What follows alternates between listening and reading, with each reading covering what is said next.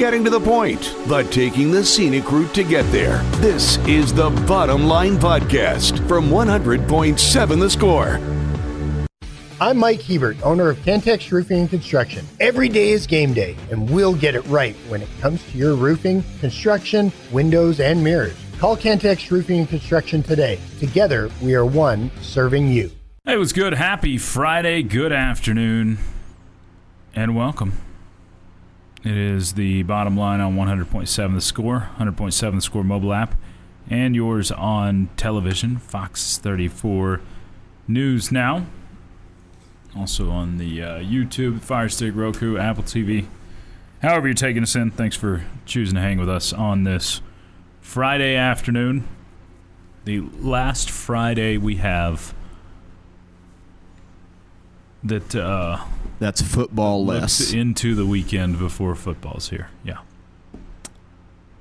I'm ready for it. Yes, there's all sorts of high school scrimmages and stuff going on. There'll be football games next Friday. We'll have college football starting next Saturday. So we're almost there.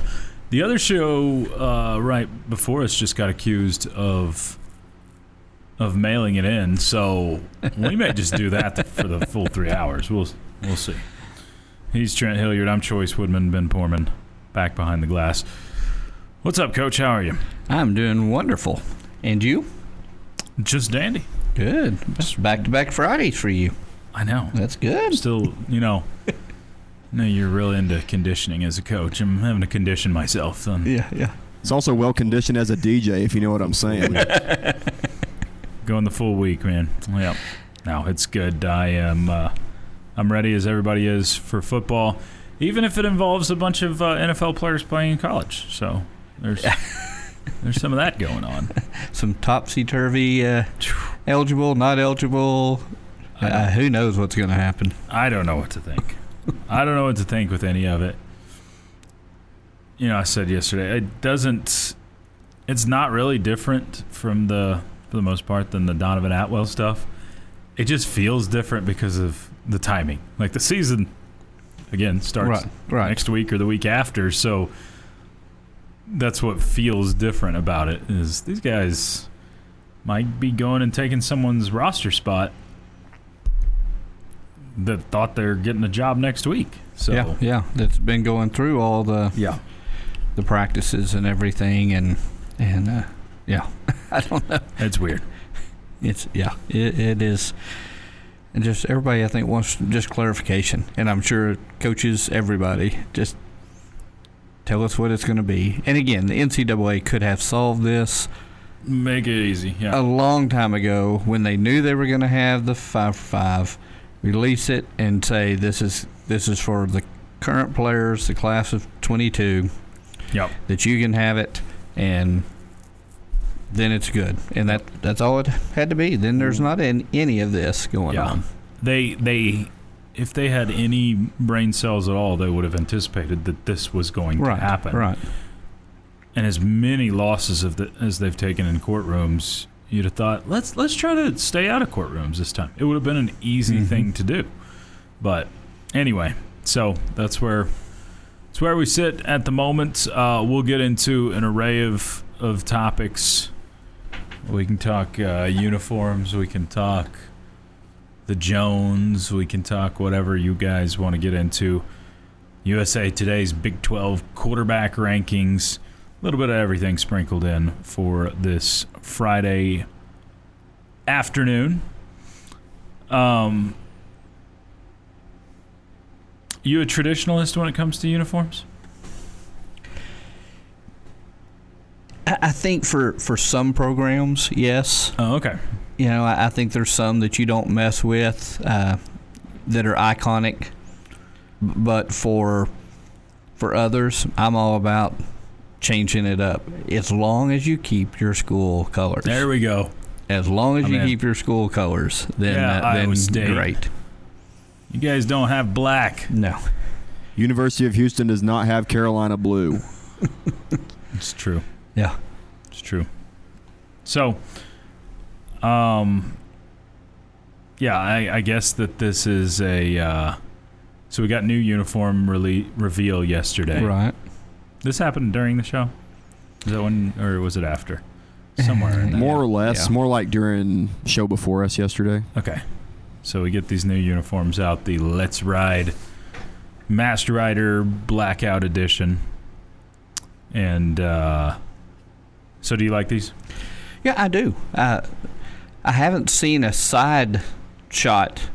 Okay. So all you see, the pants look a little blah, but there looks like there's something on the side, but I never saw a picture. Ooh, yeah, I didn't even think that of that was on the side to see. Yeah, it didn't look like a stripe. It looks like maybe there was a double T, around the hip or something. So I want to see that, but no, I like them. They're kind of like last year, the throwbacks that we had for Kansas. With the red numbers on the black, they really project great on TV, especially if it's a night game. Mm-hmm. Trying to see the uniforms during the day game, see the numbers, and do that is a little bit more difficult when you have kind of a dark on dark, and there was no white outline of the numbers. But that's just being picky. If it looks good on TV nowadays, and it looks good on Instagram and on all the social media things, then yeah, it's a win. Yeah. Because not all uniforms are that way. No. There's actually like 4 uniform reveals yesterday. Baylor put out old school one. Yeah, like that one with the bear paw. Yeah, the old bear paw, the Singletary, Yeah. Mike Singletary type look. Yeah, they put theirs out. Tennessee put out their smoky grays. What was the other one? Missouri. They did like a 100th anniversary, kind of like Tech did last year. Okay. They did a 100th anniversary throwback type of uniform for them. So I don't know why Thursday was a uniform reveal day all of a sudden for so many. But right. Yeah, the uniforms always get a lot of attention. Y'all can tell us whether you're pro or against on the Yates Flooring Center chat line. What were your thoughts? I'm pretty easy to please, so I'm in between. They're not just like the best thing ever, but they're not that. Right. I don't dislike them at all. It's just it's hard to screw up the red and black, so I love it. And my first thought, this is just purely selfish and work related, was, man, those are going to be hard to see the numbers from high up. They are. We better have a good spotter in the radio booth, because the worst though probably had to be the icy. The icy was because you kind of had the silver on the white, and that was a sun. During the day game, that's those weren't easy. But anytime there's no white on the uniform, no white outline or anything, that makes it harder for sure. But I do like them. I like them. They're good looking. I wouldn't want them as a main uniform by any means, but as a one-off, yeah. So you have your favorite uniform of everything we've seen from Adidas, or just combination? Oh man, it's hard to beat I think they call it the Red Raiders, the black, red, black. Yes, that's the best. That's it. Yeah, that's hard to beat. That's my favorite combo. Black helmet, red pants. We're gonna get a red helmet this year. I don't know how, if they can do all red and make it work, or if this is just like a red on top of black or a red on white. But we're going to get a red helmet this year. The new double T with that black, solid black, looks good on it. So. Yeah. Right there in front of you boys on display. Yep. By the way. We're talking about doing the red helmet. I'm just talking about the new double T on the helmet in general. Bringing you the truth, or something like the truth. This is the Bottom Line Podcast from 100.7 The Score. Thanks for hanging out with us on this Friday afternoon. It's the Bottom Line, 100.7 The Score and the 100.7 The Score mobile app. Chois Woodman Trent Hilliard and Ben Poorman all with you today. I'll continue to bring in any thoughts and comments on the Yates Flooring Center chat line. Trent, did you happen to see the doctors that are gathering against the Big 12 Conference? I did. This is it's comical to me. Just about as anything. So, a group of doctors and scientists, can't argue against science, they told us that in 2020. Yeah. Has petitioned the Big 12 Conference and the NCAA to pause the Big 12's big new sponsorship rollout with Monster Energy on the basis that the energy drinks are a health risk to children. The group has sent letters to the leadership of the Big 12 and the NCAA, but said it has not yet received a response. The Big 12 announced the new entitlement partnership with Monster Energy at Big 12 Media Days in July. That obviously includes the company's logo linked to the Big 12's logo, this energy drinks company with the Big 12's logo. John Higgins, sounds real, said the reason for focusing on the Big 12 is primarily the scale and demographics of its audience. He's a sports cardiologist with the Houston Rockets and Rice. Big 12 games can reach roughly 10 to 18 million viewers per week, which is particularly strong measure among younger fans. It makes the conference an especially important environment to examine when considering the marketing and consumption of energy drinks among young people. This kind of makes sense. I mean, there are limitations. You can't put a Marlboro patch on your jersey. Right. You can't. I don't even believe you can put a Coors Light patch or anything like that on your jersey. Though if Dion wants to, they may do it in Colorado. So there are limitations to what you can do. This is your chance, Big 12. This is your out. This is your chance to get out of the bad deal. Just be like, never mind. Now, I'm assuming most schools are like Texas Tech and have already stitched that new logo into your field. Right. Put it on the basketball courts. Yep. And so there's that. But man, I'm saying that tongue in cheek that it's your chance that you're out. But I mean, it actually could be. If anybody in that office believed, hey, this actually wasn't a good deal, we've gotten nothing but backlash from it. Which it sounds like there are schools that like it. It sounds like this is going to be arrogant Tech fan again. The poorer schools in the Big 12 right now like this deal because it was $1 million they didn't have. Right. So I don't know that it's 100% backlash within the league, or it doesn't seem like it. But it is just like this is the gift that keeps on giving. Yeah. It's this Monster Energy deal. More negative publicity. Some of my questions, because we probably wouldn't have signed a deal with Monster. So it's not taking away any revenue. It's an additional $1,000,000 or $800,000 or whatever the deal actually is. It's, did Monster pay for all the redoing of the field and I would hope so. All that as well. So you're not having to do that out of just the money that you got. Right. Are they shipping and the Big 12 every because the Big 12 got what, like $4 million itself? I mean, where does that money go? That was reported. That's a great question. Yeah, I mean, what are they doing with the $4 million salary? I mean, I would like to know what they do with that. That's a lot of money.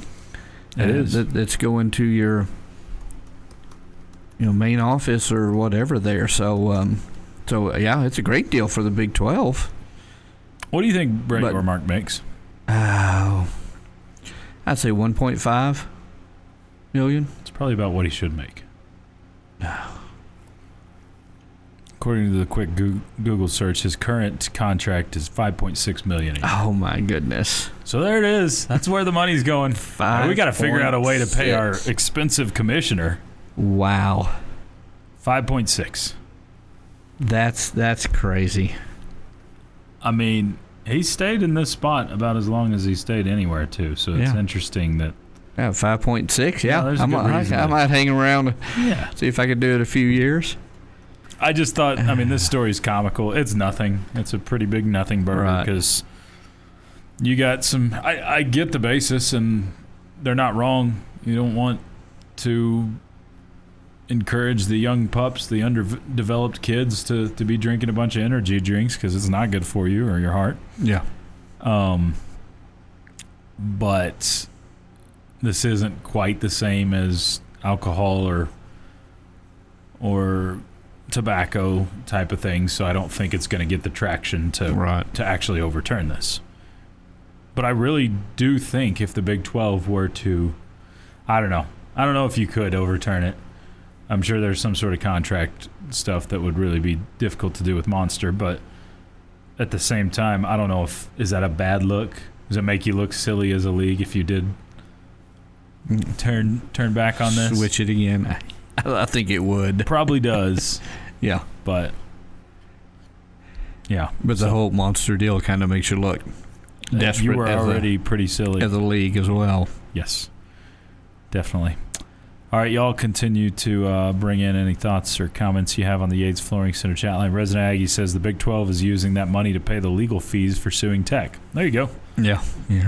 That's probably it. Yeah. It seems like the Big 12 keeps incurring expenses that are unnecessary, so you might be on to something. All right, Trent. Donovan Atwell is ineligible right now. As of this morning, last night, whenever it came down, what we learned, I hate that I'm having to basically go through law school in the last few months to just figure some stuff out. But what we basically learned, and again, lawyers in the audience, correct me if I say anything incorrect, the Colorado Court of Appeals, it's a U.S. Court of Appeals in Colorado that originally granted players everyone blanket eligibility has been granted a stay. Had to look this up. Basically what we're learning at the moment is it makes Donovan Atwell ineligible right now, but it does not do anything to the players who already had their own individual cases. Right. So that were held at the state level, right? Yes, that's I believe the difference. So. This isn't so any individual case that's happened. So Darian Williams and JaMychal Stillwell, both of them were granted that 5th year in their own individual cases, making them eligible. This does not retract their eligibility. Right. Stillwell never went and got his own eligibility case. Seemed like he didn't know if he was going to play college or pro for a while there. Here's the deal, though. From my understanding, Atwell's he's enrolled now and he can go to classes. He can still get this grant or get this eligibility ruling on an individual basis before basketball season, and it makes him eligible. There's enough time there. There's been plenty of cases individually that have been granted. Obviously, Williams and Stillwell part of it. So it's kind of like you see that headline like, oh, Donovan Atwell's ineligible. That's a big deal. But it does seem like most are still expecting him to become eligible. Even with this rule. Everything's going through the same as it was. And I don't know how that affects, like, I guess he can't participate with the team in practices. Sure. I mean, legally. Yeah. I mean, I guess he could do individual things because there's always guys coming back and doing workouts and stuff. That's the deal is, like, there's guys that come run 5-on-5 or part of 5-on-5 that are former players all the time. And I think that's a legal thing. So if he's just considered a former player at this point, I think he can legally do it. So I don't know. I'm sure there's gray area everywhere, and doesn't feel like the NCAA would win on when there's that much gray area. For sure. Getting to the point, but taking the scenic route to get there. This is the Bottom Line Podcast from 100.7 The Score.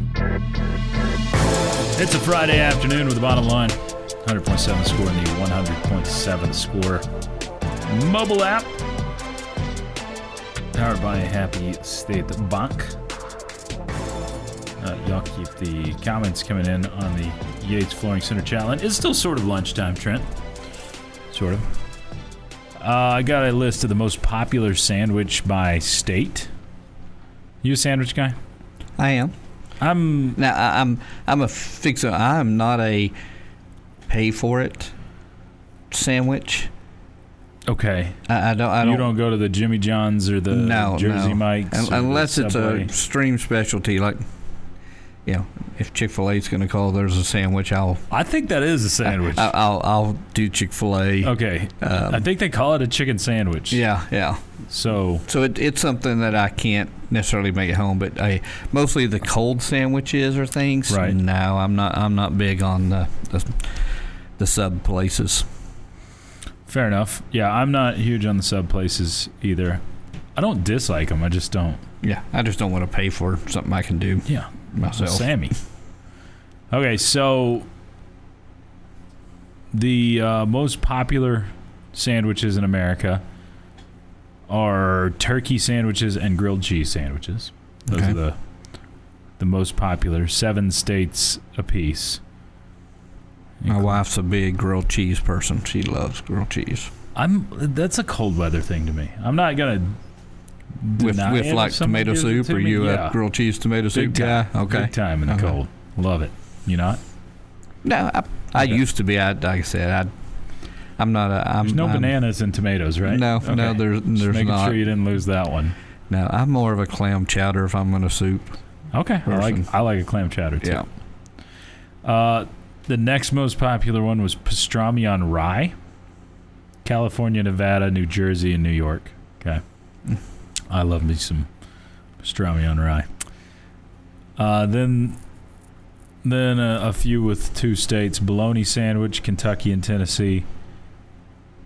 What do you think Texas is? What kind of sandwich would be number 1? Gosh, this is PB&J. That's a good one, but no. Brisket sandwiches. Oh, that's good. Yeah, that's Texas. Georgia and Texas both go brisket sandwich. That makes a lot of sense. Yeah.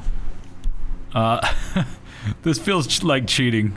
Delaware and Rhode Island were both voted ice cream sandwiches. I'm like, okay, me too.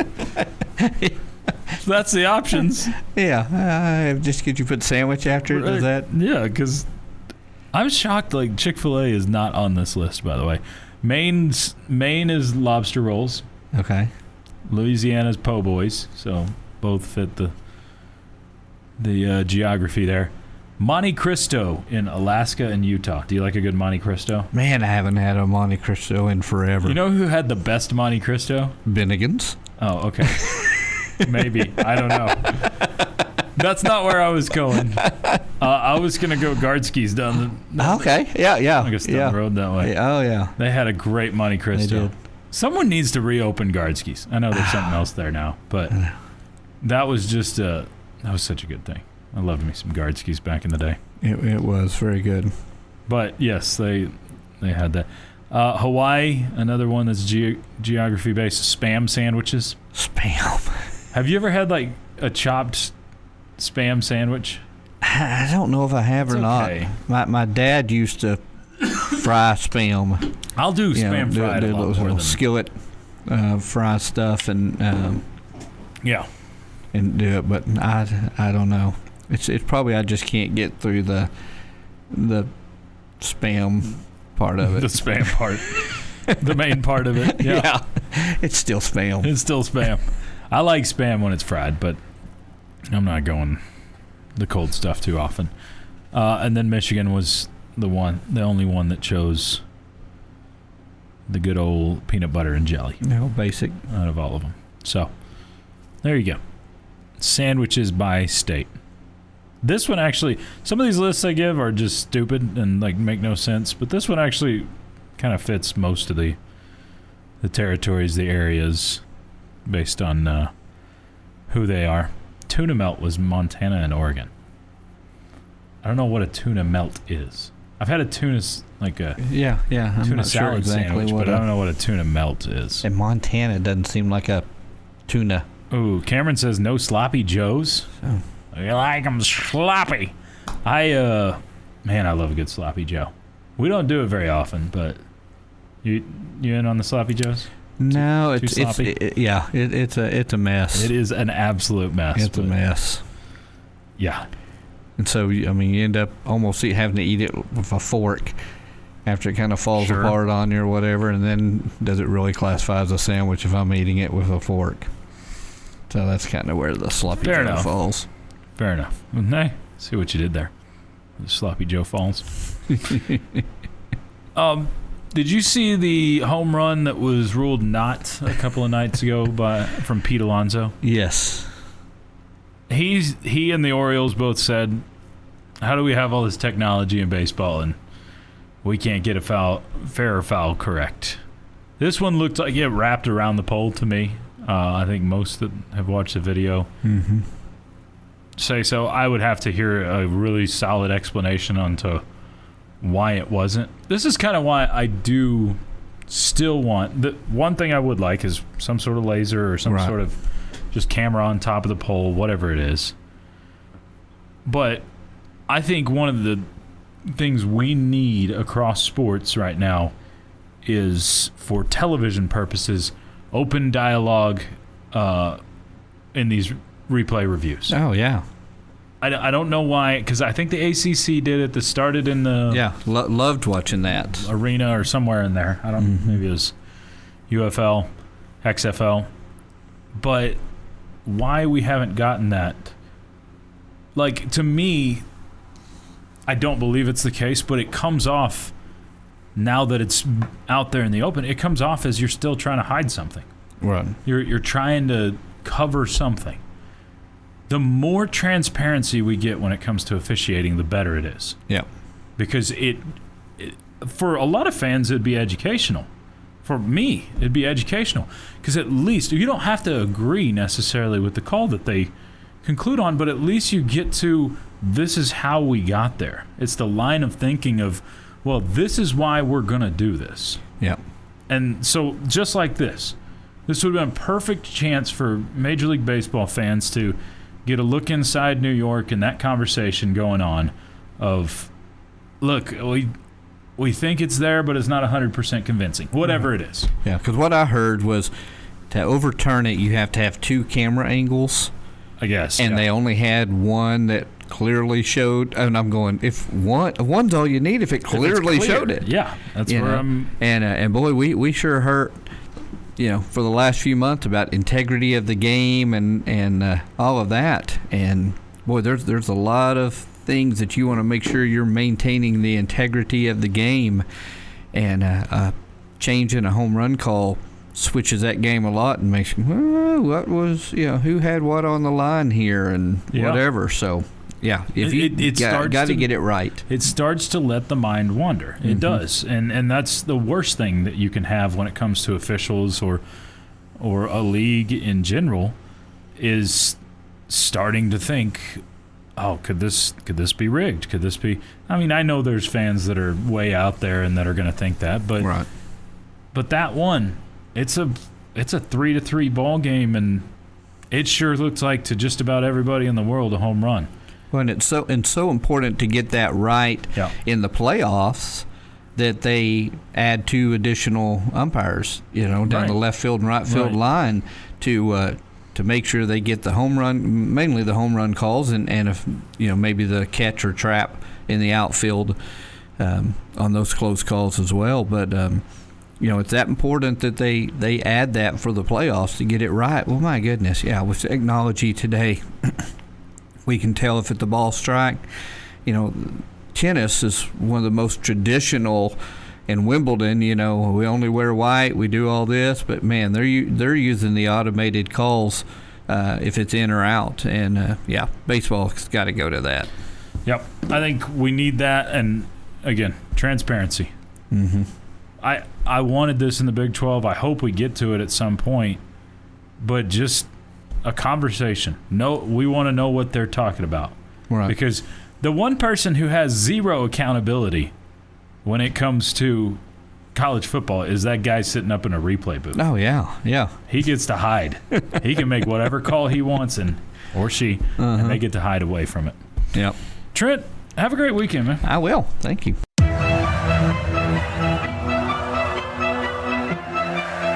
Bringing you the truth, or something like the truth. This is the Bottom Line Podcast from 100.7 The Score. It is that time, the penultimate time of blind projections. Jamie, are you sad this is coming to an end? Okay. I'm not happy, but I wouldn't say I'm sad. I wasn't asking for Well, because when it gets over, that means we can actually have games. I know, that's really this is a bridge to try to get us there. Just predicting a bunch of games. Even though, Jamie, you're not going to get to predict too many because you've already predicted a bunch. We will, as we showed the other day, allow some changes. If you want to change a game here and there, that's feel differently than you did a month ago on a pick, we're not Okay. not too dictator around here. The only thing that's ever changed is when I suddenly became a Utah homer. You did, and that was a pretty sharp turn. That's the only one you've changed on one of the schedules. And I'm kind of just like, You're I'm doubling down. I'm leaning into it, Yeah, it feels that way. All right, today we were picking... Let's go Utes! The Arizona State Sun Devils. And they get to still wear Under Armour. So jealous. Wait, what? The Utes. Oh, I thought you were talking about Arizona State. I'm like, they've never been. No. Did you see who else went Adidas recently? Penn State went Adidas this year. Oh, yeah? That's a pretty big name. Okay. Yeah, real difficult to make the Penn State uniforms. Hey, we've got a little change here. Wait, we only have to swap out the logo? That's easy. We can do that. Yeah. Boy, creatives for Adidas are going to have to work hard on that account. Yeah. So, we can get into fashion talk later if Jamie wants to talk about the new unis for tech. So, the Arizona State Sun Devils are a pretty interested team. I've seen a range from 7-5 to 10-2 when I see some of these national predictions for this team. I think it's all about the quarterback here. That's what it feels like to me. Feels like that's a pretty good roster. Just the question mark is, what's his name? Cutter Bowley. I feel like just didn't take the world by storm at Kentucky. He'll be bowl cut whenever he throws interceptions. I'm sure. But I'm sorry, that's just way more fun. Very much so. Yeah, I think what was his interception? It was about 1-to-1. Yeah, it wasn't the touchdown great. to interception ratio at Kentucky. It was not pretty. But as Choice would tell you, he was playing in the SEC, which Choice knows is a really, really tough football conference. And adamant homer. Yeah. Yes, so you have to factor that in. All right, so Arizona State starts off. This is one of the games we get to pick. Morgan State. I'm going to take the Sun Devils. I think I'm going to be bold and do the same thing, Jamie. Mm-hmm. Are we getting Rogers to pick here? Rogers is going to be like our 8th different guy to pick games, so this is great. Yeah, I think Arizona State probably wins that one. Okay. He would have really set a tone. He would have. If he would have gone with Morgan State. Morgan State. Like, someone tell me the mascot of Morgan State. The Freemans. I knew you were going to say that. You're so predictable. I knew that. I'm like, what is the first thing that comes to mind? Word association with Morgan. Mm-hmm. There's some sort of bear. Okay, good. I think it's Dancing Bears. One of the most important games in Big 12 play is up next for Arizona State at Texas A&M. If they were to win this, it's a big tone setter for what your conference can be. Massive. Because A&M's ranked number 8 in the country. Jamie? You know this thing's going to kick off at 9 a.m. at home in their hometown. Yeah. In Phoenix. That's crazy. We've never had that, have we? We had a game kick off. Well, we can't.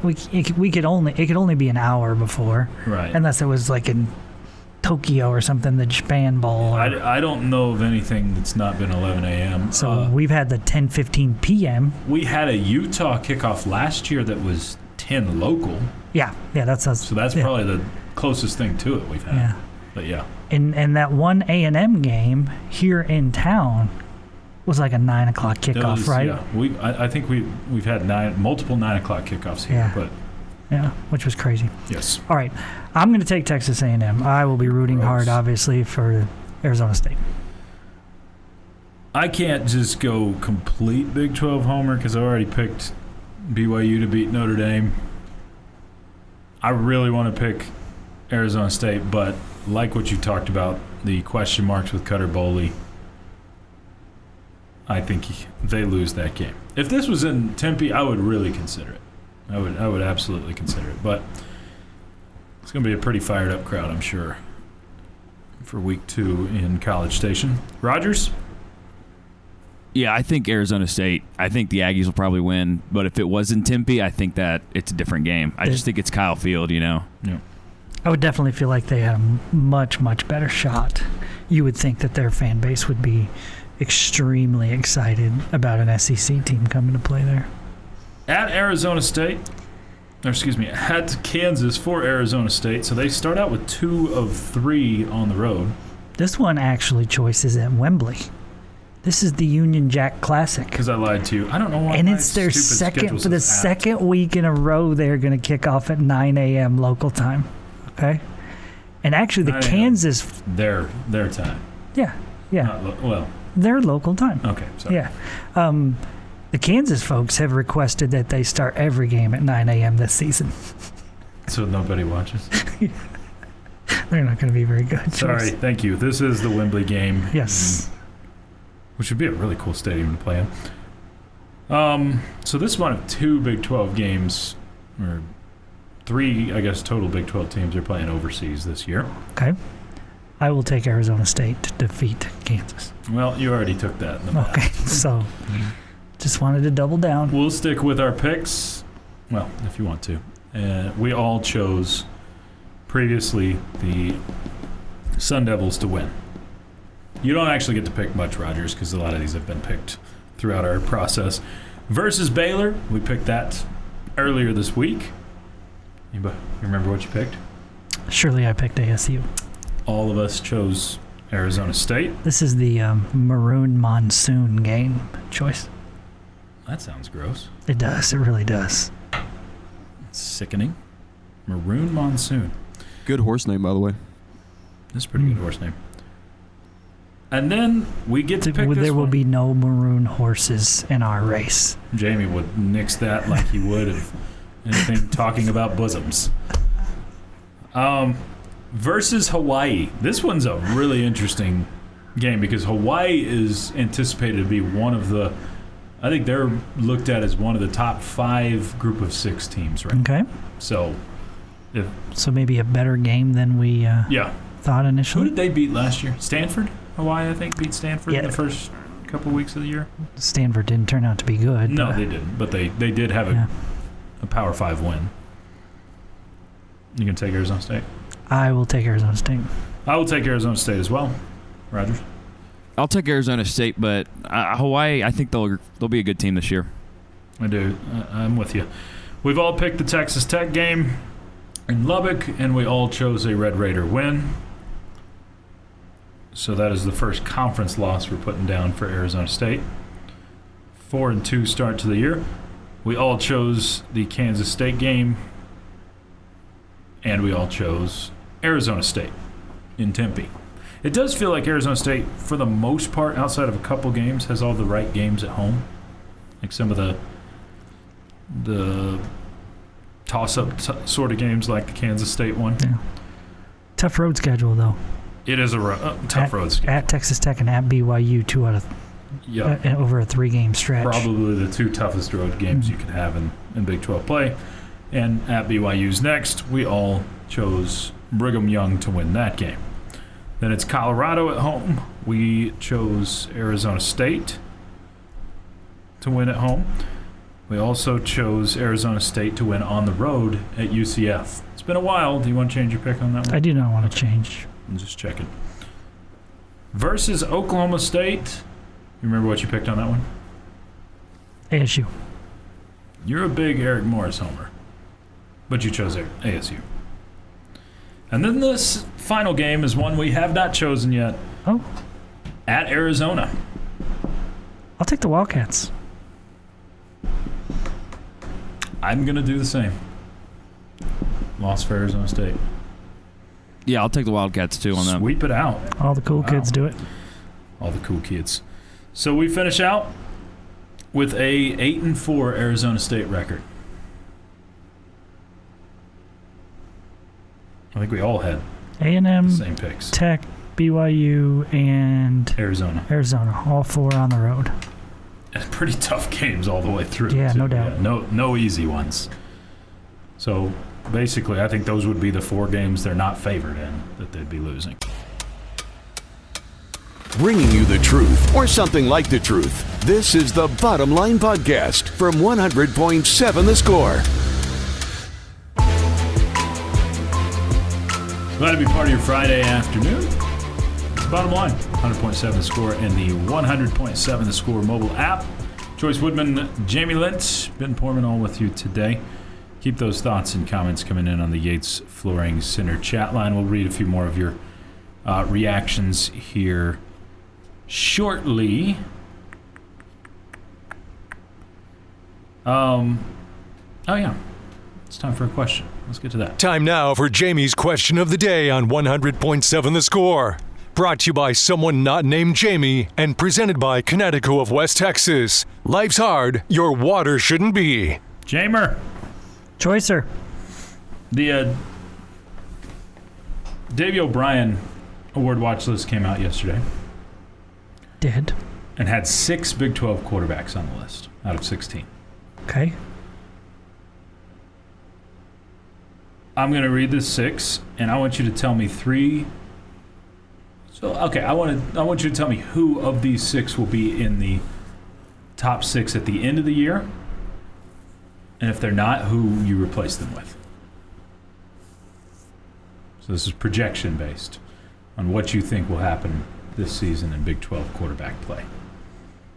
Okay. So the 6 that were on the list: Noah Fafita at Arizona, Bear Bachmeier, BYU, Alonzo Barnett, the UCF quarterback that transferred from James Madison, Connor Wegman at Houston, Drew Mestmaker, OSU, transfer from North Texas, and Devin Dampier at Utah.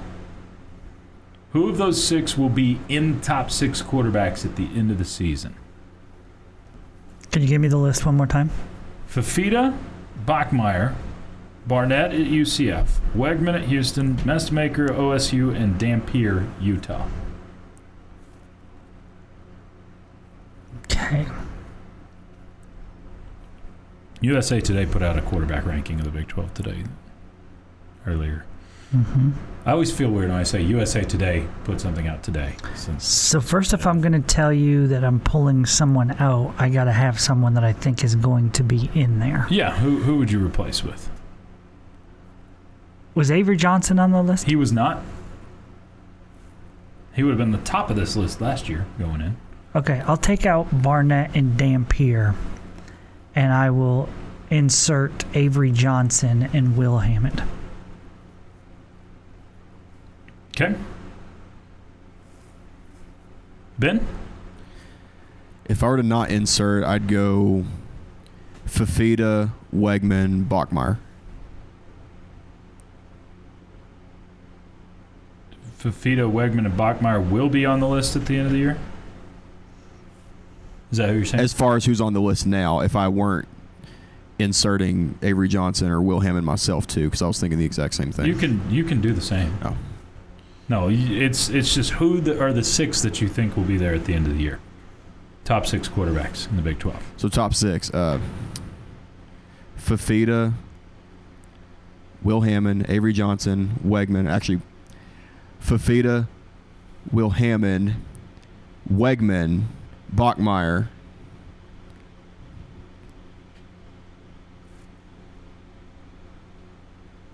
It's 4.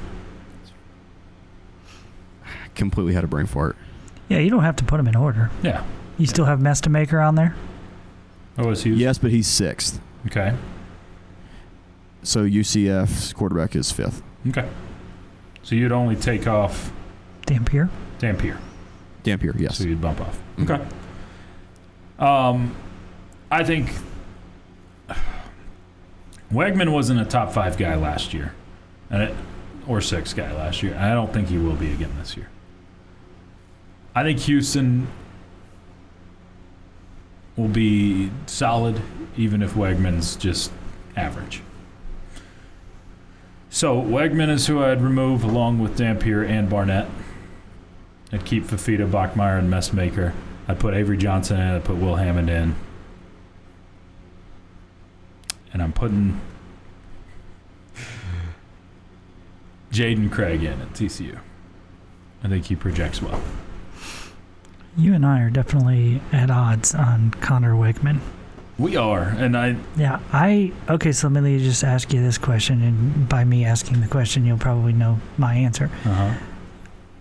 While I think Will Hammond has the much, much higher upside, sure. Who would be the better quarterback right now for Texas Tech's offense? Connor Wegman or Will Hammond? I think Wegman is the more sure thing. I think you'd know what you're getting. Yeah. So that's the sure thing, yeah. Yeah. But I would not choose that because I think there is an absolute ceiling with Wegman. No question. And I don't know that. And I think Will Hammond's ceiling is way higher. Sure. I would guess his floor is lower right now. Probably so. At least right what we've now. seen, yeah. Yeah. I don't disagree with that. I think if you ask this question a year from now, I'd be like, Will Hammond with his experience and skill set is way better. I think that's always the case when you have unknowns. And when you have a quarterback like Hammond that is, he's only had 199 dropbacks in his career. Okay. Not very many. Mm-hmm. That's a pretty big unknown. Yeah, plus coming off injury. Yeah. Yeah, just a lot of unknowns with Will, even though we all think the skill set is really good. I think Wegman is an easy answer for, if you've got a bus driver situation, which you could probably say Texas Tech does, then that is probably the safe answer to go with. That being said, when you tried to make Will Hammond a bus driver against Arizona State last year, he wasn't very good. Yeah. When you let him be Will Hammond against Utah, he was crazy good. And I would say in the fourth quarter against Arizona State, too. He looked pretty good in the fourth quarter. Yeah. When much better. Fair enough. Had to open up. Yeah, fair enough. He was able to do it. Wegman's one that's, I guess, it's all about your goals, Jamie, on that kind of question. If your goal is to win a Big 12 championship, do I think Connor Wegman could win one at Texas Tech? Yes, I do. With your constructed roster. But if your goal is to go beyond that, I don't think Wegman's taking you further. I can buy into what you're saying. Yeah, I think that's fair. Now, a guy like Fafita, obviously, we all have him there. I think he is pretty safely the best quarterback coming back. I think he's the clear-cut guy. The one that's so interesting to me is Drew Messmaker. And we all put him there, but some people are just saying I've seen him at number 1 on some lists. Everybody seems to put him at number 2 on this list. I think I have him at number 5 on my list. I got to see something at this level. Yeah. I'm with you. I think he was great last year. Remember, that was also a freshman year, too. The sophomore slump is a real thing. It's happened enough for people to dub it a real thing in the sophomore slump. We've seen it at the NFL level, and we've seen it at the college level. Noah Fafita went through a pretty big sophomore slump. Mm-hmm. He was really good his freshman year, struggled quite a bit, kind of crazily with Tetero McMillan his sophomore year, and then was even better without McMillan his junior year. Okay. So sophomore slumps happen, and I'm not sure Drew Messmaker won't have some sort of sophomore slump. As a matter of fact, I would predict he has some sort of sophomore slump if you're just comparing the numbers of what he did at North Texas versus what he'll do this year. He threw for 4,300 yards. My guess is he doesn't get to that mark. I don't know. Maybe Eric Morris and them just go full on Mike Leach, try to outscore you every game, and that may be what they have to do if they don't have a lot of defense. But Avery Johnson's the one that I think will will succeed because of the offense he'll be in with Colin Klein. The other wild card for me is one that we didn't mention in DJ Lagway. And he's kind of he's right there in that sophomore slump conversation from last year. I just don't have a lot of confidence in him right now. And that's if you're going off of what you saw last year at Florida, was not good. But you go a year before that, was really good. So I think it's there for him. It's just, is the situation good for him? And I don't know that Baylor is. Getting to the point, but taking the scenic route to get there. This is the Bottom Line Podcast from 100.7 The Score. It's Friday afternoon, half hour left with you today on 100.7 The Score and the 100.7 The Score app. Choice, Jamie, and Ben hanging with you from the First United Bank studio. And Jamie has our statement for Tell Me I'm Wrong. Probably. It is a very, very Homeristic statement. Then I'd say you're right. Okay. Texas Tech men's basketball will lose one or less games in non-conference play. Un or less. Man, that's pretty homeristic. You got a stacked. Oh, does this include that exhibition game against the Wildcats? No. You got a stacked. That would be 13-1. So, Jamie, you're telling me here's where who are you losing to? You're telling me you either win this players tournament in Vegas, or lose or don't lose to Duke. Correct. One or the other. One or the other. I'm going to say you're wrong, and I don't want to say you're wrong, but man, who are you losing to? And the players era is a pretty stacked tournament. You open against Louisville, who's supposed to be a pretty dadgum good team this year. They spent maybe as much money as anybody in the transfer portal. You went and got some bigs. So if you win that one, Jamie, you go St. John's or Oregon. St. John's is really good from a season ago. I assume they're good again this year. I don't like that you could play Iowa State. Not a big fan of that you could end up playing Iowa State. But there's a lot of Big 12 teams in this players era thing. Bama, Baylor, Creighton, Gonzaga, Iowa State, Kansas State, Louisville, Maryland, Miami, Michigan, Oregon, San Diego State, St. John's, TCU, Tennessee. So there's two different tournaments here, right? That's right. That's the 16 and the players 16 and an 8. Man, there's a lot of Big 12 flavor. Do the 8 get a bigger piece of the pie for their tournament? That's a good question. Their players get paid more? It's a good question. That's disappointing. I hope not. I hope our players don't starve. I don't think that those 8 teams are all better. Oh, I don't either. Like Kansas and Houston are the biggest names in it. I mean, Rutgers and Notre Dame are in there. UNLV. Unlove. West Virginia. That's definitely not the better 8. No, it's just I think they're trying to spread out the Big 12 teams, to be honest. Like just because if you put any more of them over there. Okay, so back to your statement. I think you're wrong because running through that players era tournament would be 1, 2, 3 wins, 4 wins. Okay. That's a lot of games to win. And then Duke is Duke. We won there last year, so in Madison Square Garden. And Illinois is not going to be easy, obviously. I think you're wrong. I think the number's 2. I think it's 2. Okay. I think it's 2. I don't think you're going... I think you'll win all but one game in this Players Era tournament and then probably lose to Duke. But, man, that's homeristic. And if you got to that 13-1... And it means you're a national title contender, I would say, based off of the teams you're playing. Mm-hmm. And I think you're in that conversation going into the season, but that's before we've seen anything. Ben? So first of all, who's going to be available and who isn't? We got to consider that. We got to also consider JT Toppin's return timeline, whether it's sooner or later. Now, it does help that the Illinois game is at home, and like one Dr. Mike Gustafson said on Tech Talk one time, we've got to pack the USA out like so profoundly to make it difficult for them, make it the Red Raider environment that it has been over the years. I don't think that's been much of a problem in games that matter. Agreed. Even though games like that are early. Mm-hmm. Yeah, it won't matter. Yeah, our fans will show up for that game.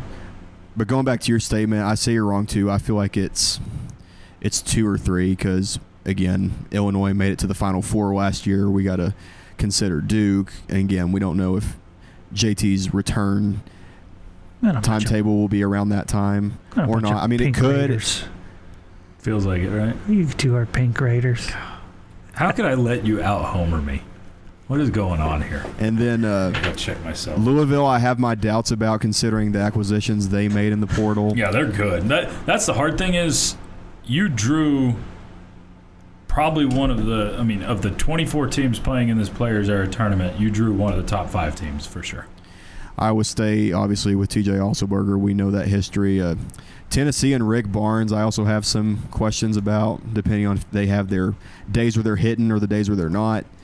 And then, again, it's Duke. It's the bluest of blue bloods in college basketball. So I feel like there's like two or 3 losses there. Jamie, here's John Rothstein's 45.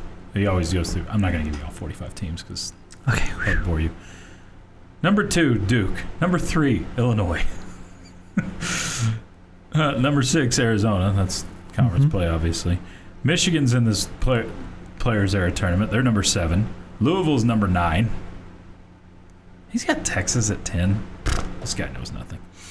Tennessee's 11. They're in this tournament. Houston's in, but on the 8. They're 12. Gonzaga's in. They're 14. He has bumped Texas Tech up to 15 in his latest ranking. It's a good starting spot. Not bad. St. John's, who you could play in Game 2, is 18 on his list. Kentucky, who you play in this exhibition game, 19. Did you see the timing of this exhibition game? Yeah, it's great. It works for Tech fans. The day before the game at Cincinnati in football? Yeah. Someone pointed this out to me on the chat line yesterday. I'm like, yeah, that's perfect. That can't be by accident, right? I would like to think that they did that on purpose. I mean, I don't really care, I guess, ultimately. But I think it makes a lot of sense. That's a great chance. It's not a real game at Rupp, but, man, you get a chance to go to Rupp Arena. Probably for a much cheaper price than normal. One would think. And then go up and then you can go up and watch Tech play at Nippert. That would be beat down the That'd be an awesome trip. It's a 2-hour drive, supposedly, from Lexington to Cincinnati. That's a heck of a deal there. Yeah, I agree. So, yeah, I would guess that's not an accidental thing. I hope what comes out of this Kentucky thing is a return trip. Home. Yes. Well, I mean, even if it ends up being a 2-for-1 where one's an exhibition game, I'm for it. That's great. Yeah, I'm with you. We'll take that. Yep. I think you're. I'd take a 2-for-1 going to play there in the regular season. I probably would. I think what it's going to lead to is you making yourself play a tough road game. Sure it is. Okay, a non-conference play in 2 different years. And it would lead to Kentucky coming to the USA, which our fan base would love. Man. So what's the negative side of that? Oh, Kentucky, we went there twice. I mean, if you get them here, be happy. I think you're not a basketball blue blood, obviously.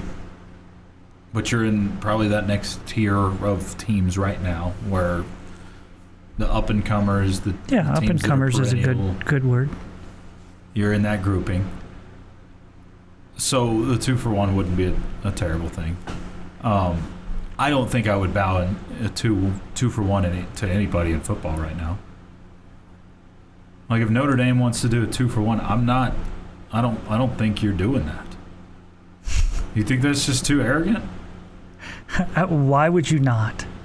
Why? Because you're telling them, you're saying you're a better You're are getting better program than us. You are getting a terrific matchup 2 times there. Okay, and you're not going to do it back-to-back years or anything like that. No. There's probably 3 or 4 year gap in between. And you're getting Notre Dame, which you're never getting here, to come to Lubbock, Texas. You're never getting them any other way. Your fan base would be so excited. I think you'd be surprised. I think there are real conversations going on for future matchups with Notre Dame right now. That's great. For a home and home. Remember, Notre Dame they've got 12 games to schedule a year that don't go with. So I think so maybe Notre Dame's the wrong one for this conversation. If it's someone that's in a conference on a 2-for-1, is that one you want? It depends who it is, but if it's Notre Dame, I'll take 2-for-1. Okay. My ego is not that large. Maybe mine is. Yes. My Texas Tech ego's hanging out a little bit too much. This has been the Bottom Line Podcast from 100.7 The Score. Go to 100-7thescore.com for more from the Double T Sports Network.